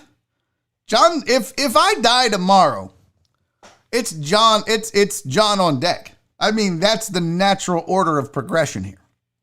If John dies, it's probably Shock or Jerry Rocha. Shock's got a day job, Jerry doesn't. It might make more sense to have Jerry and then Shock. But those would be who I would tab as my, the Broncos had 4 quarterbacks. So Westling is the Blake Bortles of Barry on Deck. We need him isolated so that at any moment he can step in and run this show if I can't. If I get COVID, I mean, I'll probably still do the show if I get COVID. I'm going to try to. But if something's serious, like if I'm on a ventilator in the hospital, hopefully Westling can keep this thing going. I still need to show him how. We don't have a plan yet. But that is the natural progression. All right, let's get to your other AMA questions, chatters. Chatty chat. First one is truck driver Pookie. AMA, when did you become a snitch, Barry? Hashtag bro code. That's a rhetorical question. Don't get mad at me because I'm hipping these ladies to the game. It's not snitching. It's just facts. Here you go. You all have the same joke. Hashtag AMA, why do you keep telling our secrets? I mean, here's what I want to point out about that, ladies. If you notice, every dude was so adamant. No, that's not true. That's not true. That's not true. We don't show him. We don't. Fucking Barry's a snitch, bro. Fuck. So it started off, everybody was very defensive. But now, all of a sudden, all the guys are like, you're a fucking snitch, bro. You're a fucking snitch. Because they know it was the goddamn truth, ladies. You're welcome. Joel Hernandez, what up, player? Good to see you, Joel. Hashtag AMA. What has been NBA player would you like to put them YouTube hands on? Ooh. Oh, what has been NBA player would you like to put them YouTube hands on? That's a good question. So you say has been. I'm going to go, because there are some that I think will always be like star caliber, even though they don't play anymore. But I don't think that there is a basketball player on the planet, past, present, or future, that I despise more, that I would want to fight, than John Stockton. He would definitely beat me up.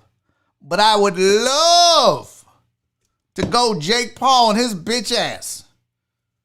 Oh my God. Mwah, mwah. If you got to knock out John Stockton like Jake Paul did Nate Robinson, oh bitch, it would feel so amazing. So yeah, I'd like to put them fucking hands on John Stockton. Great question. Great question. Scott Hansa, hashtag AMA, were you able to get a PS5? You raggedy bitch. You just throwing it in my face. You just rubbing it in there. Knowing goddamn well I don't have a PS5. Knowing goddamn well I struggled last night on my Twitch stream. Twitch.tv/Barry is funny. Knowing goddamn well I struggled with the gameplay. If you you know goddamn well that wasn't on a PS5. Hell no, I don't have a PS5. I did see a meme where somebody took a PS2 and a PS3 and put some duct tape across them. Was like, bam, PS5, bitches. It's pretty good. Luisa Leia, our chat moderator, hashtag AMA. If you were a woman, how many drinks would it take for you to send titty pics? Oh, that's a good question. I would guess, I mean, like shots or like, you know, servings of alcohol, whether it was a mixed drink or a shot or a hurricane or a mimosa or whatever chicks drink, I would probably say in the neighborhood of 7 shots. Probably about 7, and the titties are out. Tony Garza, hashtag AMA. When you have gay thoughts, am I in any of them?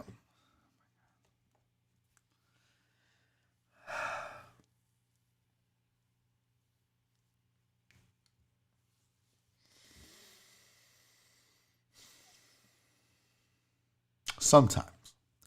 Hashtag AMA from D Model. When was the first time? We gotta be careful here. But I know D Model. He's respectful. Hashtag AMA. When was the first time that Nora got so pissed at you because you did something stupid that she stopped talking to you for a couple of days?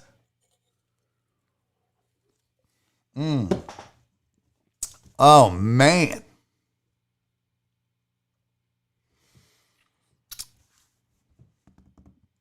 All right. This is going to sound contrived, but Nora and I don't fight. Like, we rarely fight. I would venture to say we've been together since 1998. We got married in 2004. Yeah, 2004. We started dating in 1998. We moved in like 4 months after we started dating. We moved in together. So we've literally lived together for damn near the entire time. We probably, no shit, like have a fight maybe once a year. I kid you not. That is no bullshit. Like, and the fights are, and here's what we're good about is we're mature adults where we'll get snappy with each other. Like, I'll get on her nerves or she'll get on my nerves. I'll say something, she'll say something, but then that's it. See, fights happen because of the festering, and you can't just let shit go. You can't be like, all right, whatever. It's not that big of a deal. In the grand scheme of love and life, who gives a fuck that I keep telling him to stop doing this or stop doing that, and he does it anyways, or vice versa. We don't get petty with each other. So honest to God, we've maybe had 20 fights in our life together. And I can never remember a time, like on our bedroom wall, there's a big sign that she put up. It's like art that she put on the wall. It says, always kiss me goodnight. That's right above our bed. And that's it. Even if we're mad, it might be a mwah. We try not to go to bed mad. I always kiss her goodnight. I always tell her I love her. We just don't fight, D-Mata. So I can never think of a time where we went a couple of days without talking to each other. 30 minutes, couple hours. But I swear to you, I don't think we've never gone a couple of days not talking to each other. Just never happened. Virginia Buttonweed, AMA, is your Christmas tree crooked? No, bitch. Your stupid face is crooked.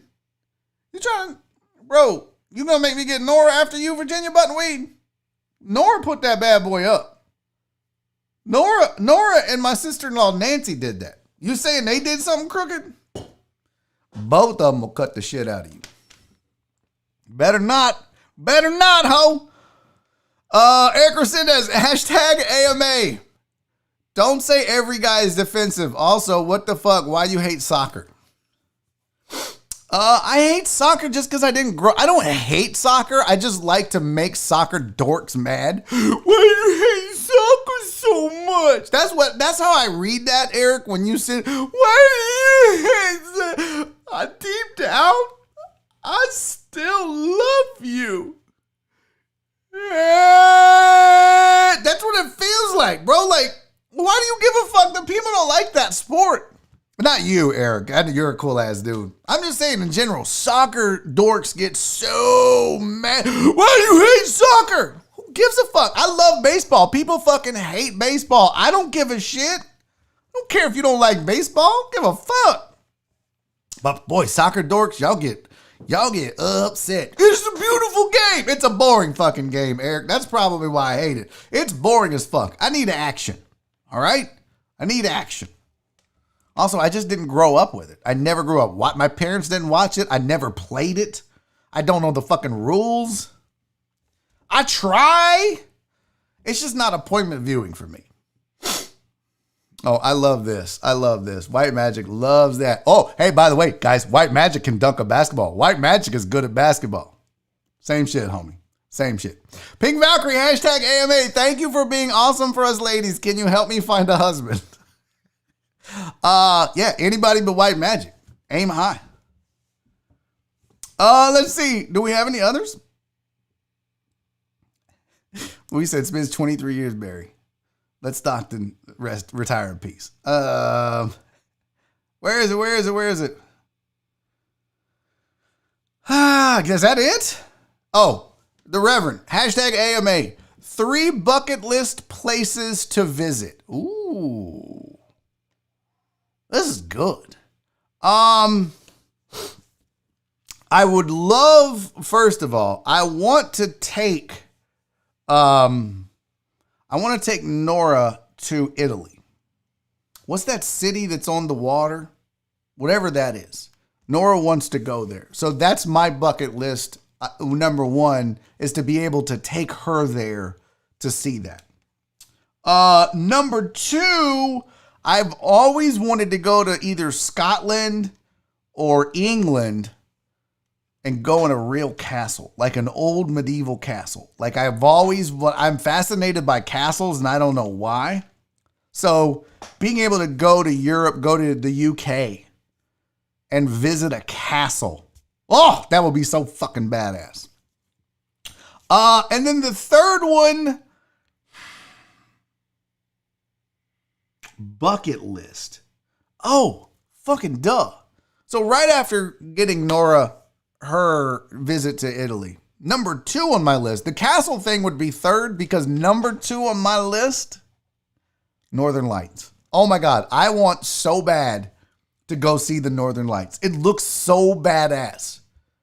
I just want to go up there. I want to experience it. I want to see it. I want to take a picture of it. I want to get a video of it on my phone. The Northern Lights, if I excluded Nora and was selfish and didn't want my wife to be happy, Northern Lights is number 1 on my list. But because that city on the water in Italy is number 1 on Nora's list, that would be my number 1. Luisa Leia, hashtag AMA. How much of Barry on Deck is the real you, or do you play a character like other comedians? That is a really good question, Luis. A really good question. I try to be as authentic as I can on this show. There's not a lot about me on this show that's fake or contrived. I learned when I was doing radio that I had 2 options. I could be myself and people could like me for that, or I could try to hold up some sort of image some other way, and then at some point get tired of doing that, and then no one would like me. So I'll just take my chances on being myself on the radio and on this show. In fact, what you see on this show is closer to who I am, because the radio, I couldn't curse. There were other people in the room that I had to respect. So I couldn't just be crazy and do whatever the fuck I wanted to do, say whatever I wanted to say, act however I wanted to act. So this is me. This is not an act. I'm loud. I curse a lot. I'm annoying. I try to be serious at times. I try to be funny at times. Most of those times I miss on appropriateness. But legitimately, Luis, I don't turn this camera on every day and fake anything. I mean, I try to be an open book with you guys. Some days I'm in a bad mood. Some days I get overly sensitive and get my feelings hurt. Like, this is me, bro. This is me. Am I always at 100? No.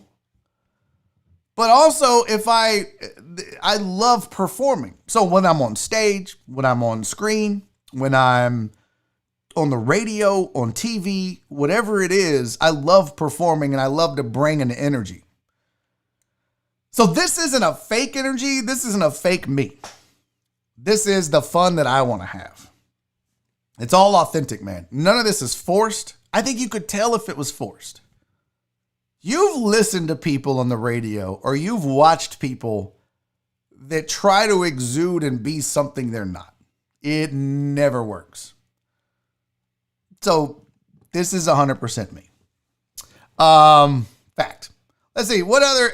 Venice. Yes. Venice, Italy. Thank you, guys. I'm a little bit behind here, as I always am doing the AMAs. All right. Couple more questions. Let's see. Terrence. Hashtag AMA. Hey, Barry. Looking for a good single woman. Any suggestions on finding one? I mean, bro, you got all these dating apps. Get on a dating app. Go to a bar. Go to church. I'm the wrong guy to ask, bro. I met Nora at my job when I worked at C-Trek back in 1998. I haven't been on the dating scene since 1998. Do you know how much has changed when it comes to meeting women?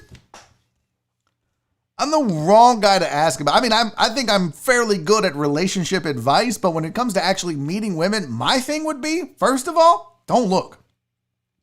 Don't look, because then you look desperate. I was just talking about this with a booker who books a comedy club. In fact, I'll be at that club in a couple of weeks in the Grove in Arkansas. And we were talking about some of these other clubs that are closing down. And the guy said, listen, the thing is I'm not chasing money. I'm chasing good comedy. If the money happens, it happens. If we're not making money, I don't give a shit. I want a show. That's all I care about. When you are desperate for somebody in your life is when you will never have somebody in your life. But when you stop caring and just live your life and make yourself happy and focus on you, then the right woman or man will come along and find you. That's just my philosophy. That's just what I believe. I wasn't looking for Nora.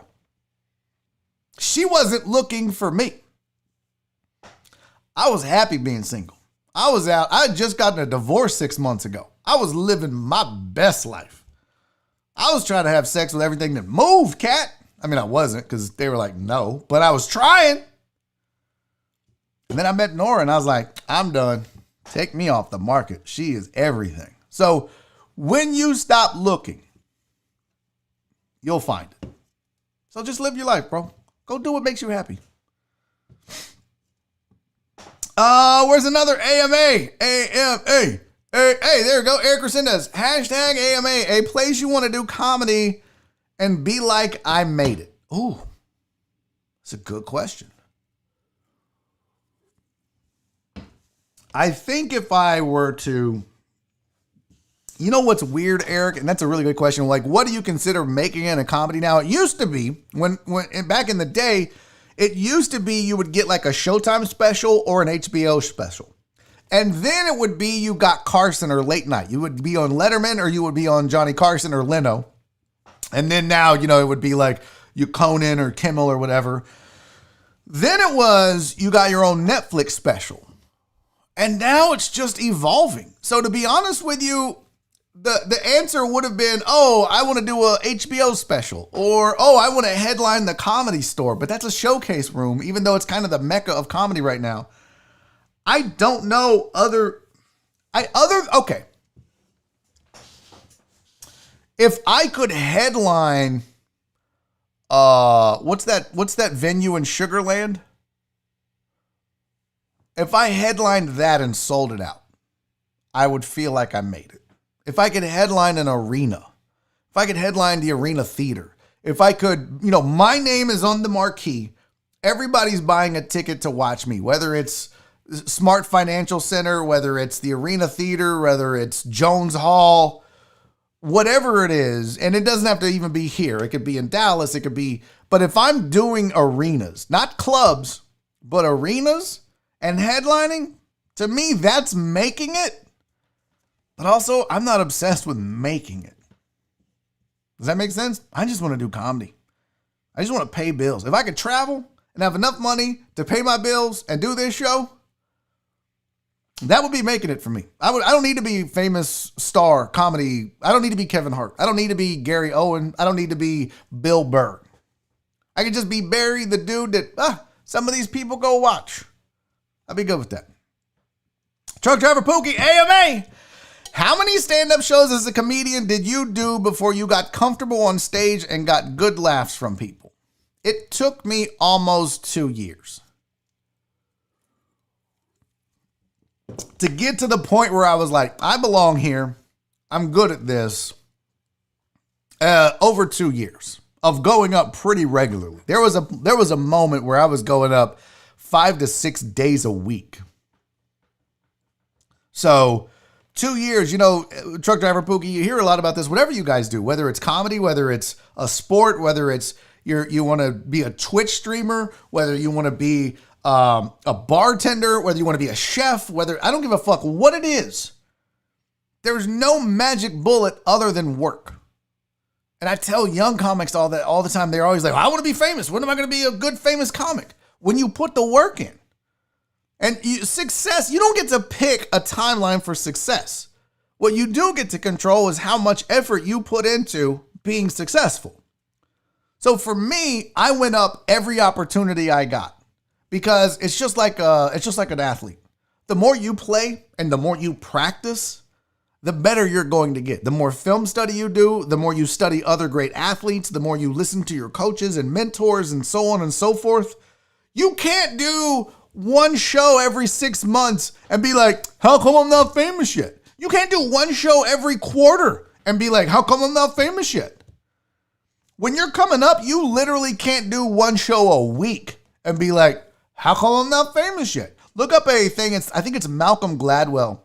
He talks about the 10,000 hours, the breaking point. You do anything for 10,000 hours and you will master it. And I don't give a fuck what it is. And I'm not trying to be rah-rah Tony Robbins shit right now. I'm just telling you guys. You want to be good at something? You want to be one of the best at something? Do it for 10,000 hours. You think about that though. These athletes, these successful singers and comedians and actors and actresses and athletes, they have put in hours. And think about an athlete that spends 4, 5, 6 hours a day on their craft. And then some of us will spend 30 minutes on a Saturday once or twice a month and be like, how come I'm not great? Nobody likes me. Which is why I have to tell myself about this show. I got to get 10,000 hours of Barry on deck in the can before YouTube's going to be like, all right, we fuck with you. That's just how I look at it, man. It's depressing when I see shit like the numbers on the Patreon going backwards, or I see the views going down, or I see people unsubscribing from the channel or unfollowing me on Twitter or Instagram or whatever. Yeah, that's depressing. But I'm also like, yeah, I'm not there yet though. So they're in the middle of my growth. That's okay. Because once I hit these 10,000 hours and then people start coming, they'll stick. So it's just about growth. Don't stop.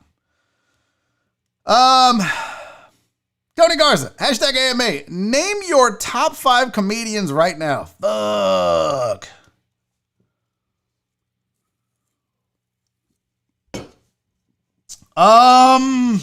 Bill Burr, Dave Chappelle, Dave Landau. Look him up. Love Dave Landau. I'm trying to get him on this show. Love Dave Landau. Right now, Bill Burr, Dave Chappelle, Dave Landau. Who is killing it? Like, who is really funny to me? I mean, 5 is a lot, bro. 5 is a lot. I really love Dusty Slay. Prolific writer. One of the smartest, funniest comics I know. I don't know if I could give you 5. I mean, for me right now, the best comedian on the planet, and I hate to say this, y'all are going to think this is sacrilegious, but it's not Dave Chappelle. Is he the GOAT and all that? Yeah, but he's transitioning away from like his laughs per minute and how much he'll milk a joke. He's smart. He writes jokes where you're like, I'd have never thought of that joke in 10,000 hours. 20, you could have gave me 1,000,000 hours. I would have never come up with something that smart and funny and intelligent. Don't get me wrong. He's the GOAT. But as far as pure, funny, making me laugh constantly, Bill Burr. Oh, let me add this too. Nate Bargatze. Nate Bargatze makes me fucking laugh. So there's my 5. You ready? Bill Burr, Dave Chappelle, Nate Bargatze, Dave Landau, Dusty Slay. That's my list right now. Any more? It's almost time to go. It's 3:55 and I literally have to get out of here on time. I think that's going to be it. I'm trying to see one more.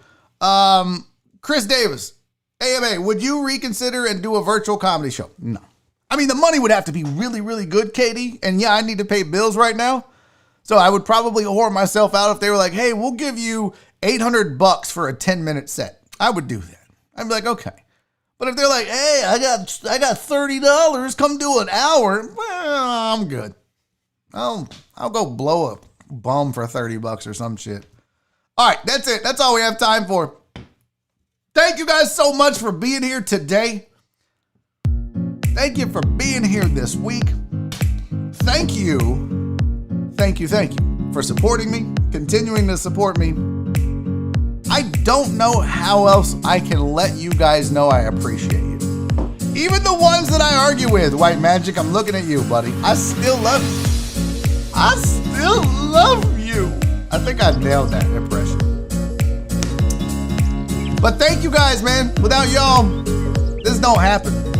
So I appreciate you guys being here all the time. Hey, make sure you subscribe to the channel if you haven't already. Chances are if you're at 3:57 on a Friday, you've already subscribed. But if you're watching this later, subscribe, you lazy bastard. Hit notifications. I'm gonna go tell jokes at Brandon Martinez's wedding.